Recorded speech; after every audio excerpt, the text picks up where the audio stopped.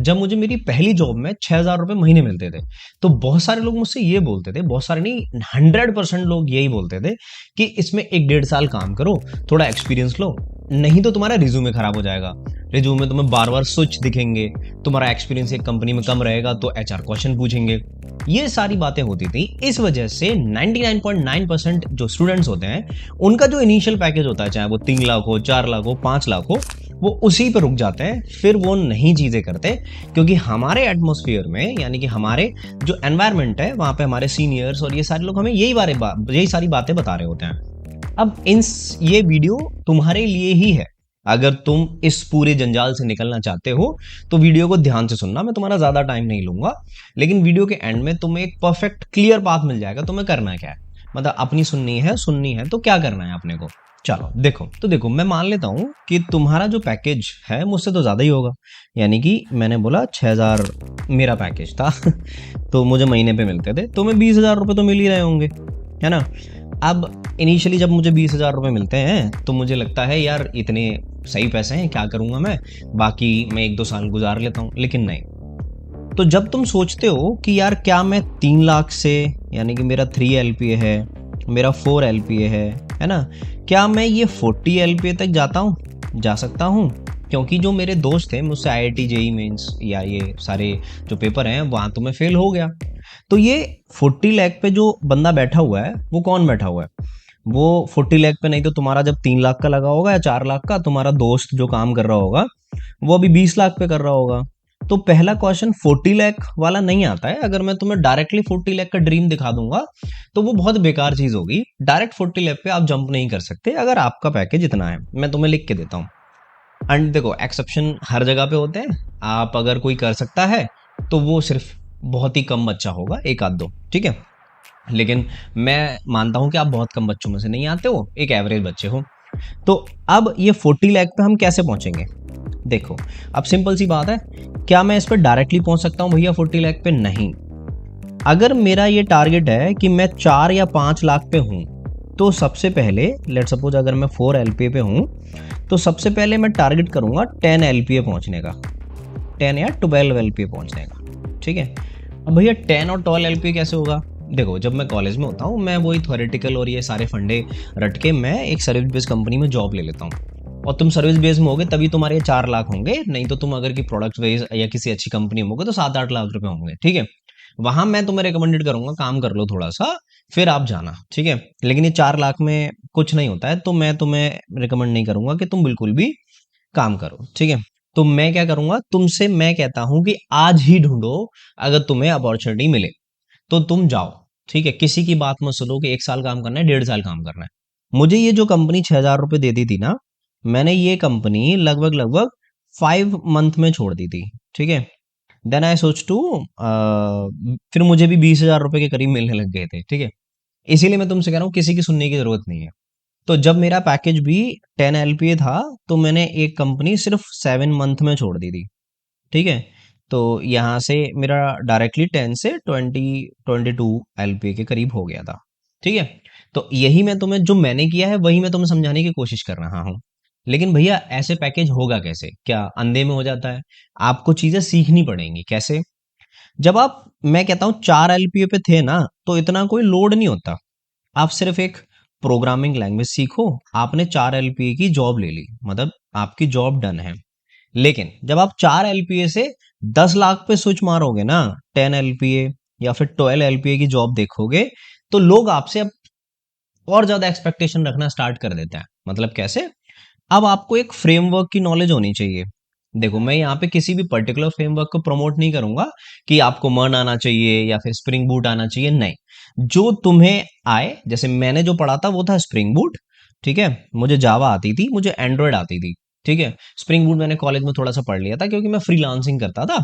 तो ये आप स्प्रिंग बूट मैंने और ज्यादा बढ़िया पढ़ लिया वो उन दिनों में जब मैं कॉग्निजेंट में था। ये तो, और ये जो जो स्विच था, ये जो 5 महीने में मैंने पहला स्विच मारा था, ये मैंने अपने जावा और डीएसए के बेसिस पे लिया था, ठीक है। तो मैं अभी तुम्हें ये सारी चीजें बताऊंगा, कहीं पे नोट डाउन करते जाना। ऐसा कोई परफेक्ट रोड मैप नहीं है, ये मेरी जर्नी के थ्रू मैं तुम्हें अपना एक्सपीरियंस शेयर कर रहा हूँ, ठीक है।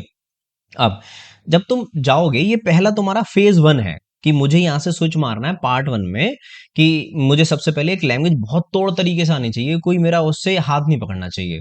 तो 5 से जब मैं 10 12 या 15 पे स्विच मारूंगा, तो वो मेरा एक ऐसा स्टेज होगा जहां पे प्रोग्रामिंग लैंग्वेज प्लस मुझसे लोग फ्रेमवर्क पूछना स्टार्ट करेंगे। ठीक है, मुझे समझ में आ गया।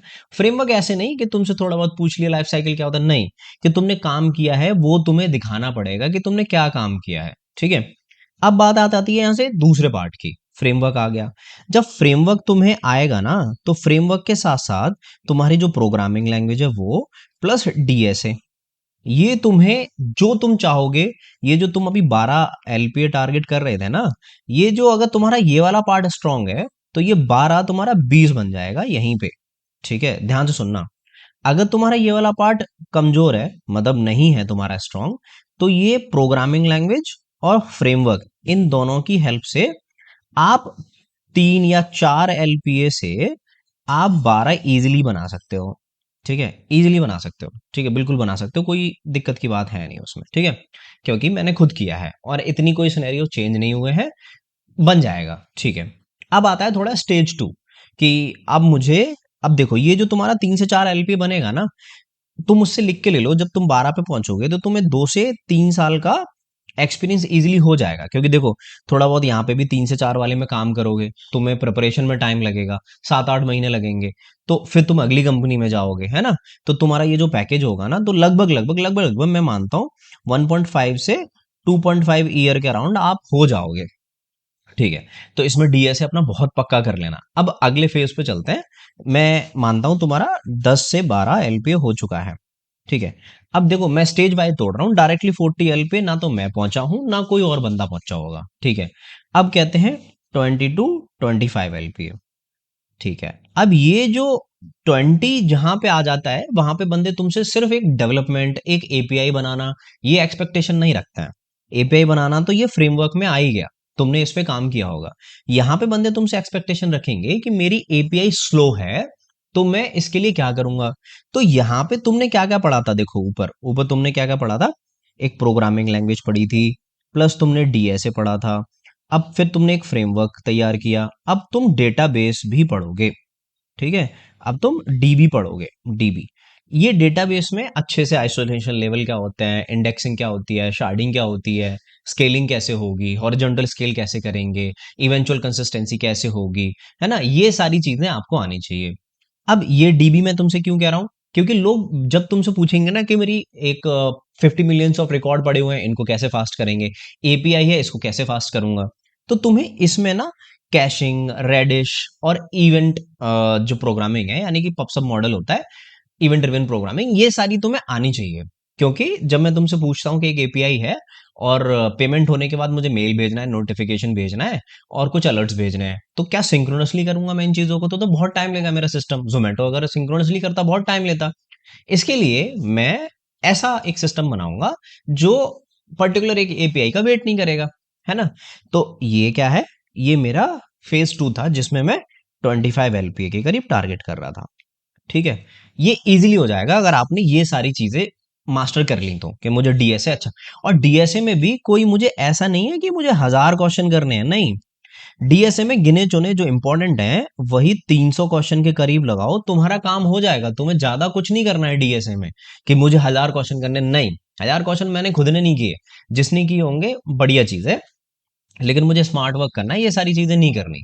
तो अब मैं जैसे ही 25 से, अब मान लो तुम्हारा 25 एलपीए पे तुम हो, अब तुम टारगेट करोगे 40 एलपीए। ठीक है, हालांकि मैं यहीं पे तुम्हें सिस्टम डिजाइन ऐड करना चाहता था, लेकिन अभी तुम कुछ कुछ सिस्टम डिजाइन के कंसेप्ट पढ़ लेना, लेकिन यहाँ पे जो तुमने पढ़ा था वो तो आएगा ही आएगा। अब प्लस यहाँ पे तुम्हारे सिस्टम्स ऐड हो जाएंगे। तुम्हारे सिस्टम्स, तुमसे लोग जो पूछने लगेंगे वो ये पूछने लगेंगे कि भाई तुमने ये सिस्टम कैसे बनाया है, इसको कैसे बनाओगे, इसकी लो लेवल क्या होगा, इसका डायग्राम कैसे होगा। तो तुमने अभी तक जो किया, तुम्हारा यहाँ पे जो एक्सपीरियंस होगा ना, 3 से 5 साल होगा। तुम ये जो पहुंचोगे ना 40 एलपीए पे, तो मैं समझता हूँ 5 से 7 साल पे पहुंचोगे। अगर अब तुम्हें लगेगा कि यार एक आईआईटी वाला बंदा 40 एलपीए पे डायरेक्टली बैठा हुआ है, तो देखो सिंपल सी बात है, उसने जो 40 एलपीए अचीव किया है, लेट्स सपोज माइक्रोसॉफ्ट या गूगल, उसने मेहनत की है। वो जेई मेंस निकाल के एक अच्छे कॉलेज में गया, या फिर किसी बच्चे ने 2 4 साल मेहनत करके तब वो गया। लेकिन ये जो 40 LP जो उसे मिला है ना माइक्रोसॉफ्ट में, इसमें भी 23 या 25 के करीब फिक्स्ड होता है। बाकी सब स्टॉक्स होते हैं और ईसॉप होते हैं जो 5 साल में मिलते हैं। और 5 साल में तो तुम तो यार कुछ भी बदल सकते हो। तो तुम्हें सिर्फ एक चीज याद रखनी है, मेहनत ऐसे करनी है कि अगला दिन आएगा ही नहीं, यानी कि तुम्हें दोबारा चांस नहीं मिलेगा। तो तुम इस पूरे टारगेट तक मैं तुम्हें लिख के देता हूं, तुम पहुंच जाओगे। मैंने किया तो तुम भी कर सकते हो। नहीं तो तुम नहीं पहुंचोगे अगर ये सोचोगे कि अरे यार कल पढ़ लूंगा, अरे यार कल पढ़ लूंगा, कल कल कल करके आओगे तो फिर तुम यहीं ये 3 लाख वाले पे अटके रहो। इसको वीडियो को फॉलो करने की कोई जरूरत नहीं है। तो अगर तुमने इतना कर लिया कि मैंने सिस्टम डिजाइन भी पढ़ ली, इसके साथ साथ कुछ और चीजें ऐड हो जाती हैं जब इतना बड़ा आप पैकेज टारगेट करते हो, कि आपसे सिर्फ ये डिजाइन नहीं पूछी जाएगी, प्रोग्रामिंग का पार्ट तो आपने कवर कर लिया, आप डॉकर भी पढ़ोगे, है ना, आप कुबरनेटिस भी करोगे, आप क्लाउड भी करोगे, है ना, और आप डिप्लॉयमेंट्स आपने कैसे कर रहे हो आपने बनाई हैं।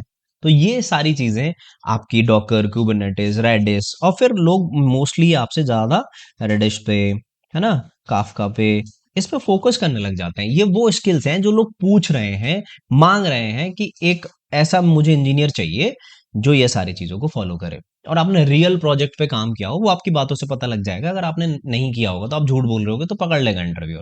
ठीक है। तो आई होप मैंने तुम्हें थोड़ा सा गाइड किया होगा, तुम्हारा रास्ता क्लियर किया होगा।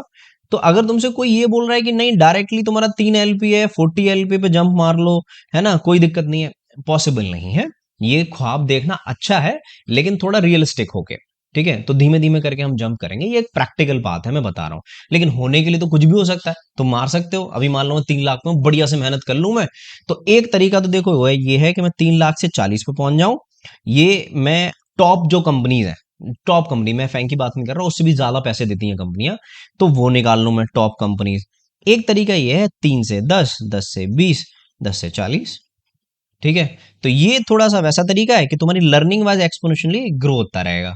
ठीक है, और यहां पे अगर तुम पहुंच गए तो मैं लिख के दे सकता हूं कि यहां पे जो पहुंचा होगा 40 वाला, हायर चांसेस है 80% कि तुम्हें ज्यादा नॉलेज होगी, क्योंकि तुम घिस घिस के पहुंचे हो, और जो ज्यादा घिसता है वो ज्यादा चमकता है। तो अगर तुम्हें ये सारी चीजें मेरी बात समझ में आई हो तो वीडियो को लाइक कर देना, और चैनल को सब्सक्राइब कर देना। और हाँ, अगर तुम्हें ऐसा कुछ सीखना है कि तुम्हें डेवलपमेंट ऐसा तगड़ा सीखना है और तुम्हें स्विच करना है जेन्युइनली जावा डोमेन में, या फिर जावा फुल स्टैक अगर तुम्हें सीखना है, तो मैंने स्पार्क 6.0 जो मेरा कोर्स है उसका मैंने लिंक डिस्क्रिप्शन में दे रखा है। ऐसा कुछ नहीं है कि तुम्हें लेना है या फिर मैं प्रमोट कर रहा हूँ, मैं बता रहा हूँ अपने बारे में कि हम उसे पढ़ाते हैं। अगर तुम्हें अच्छा लगे तो तुम लाइव क्लास ज्वाइन कर सकते हो। हम नेक्स्ट क्लास से स्प्रिंग बूट स्टार्ट करने वाले हैं। ठीक है, मिलता हूं मैं तुमसे नेक्स्ट वीडियो में। Till then take care, bye bye.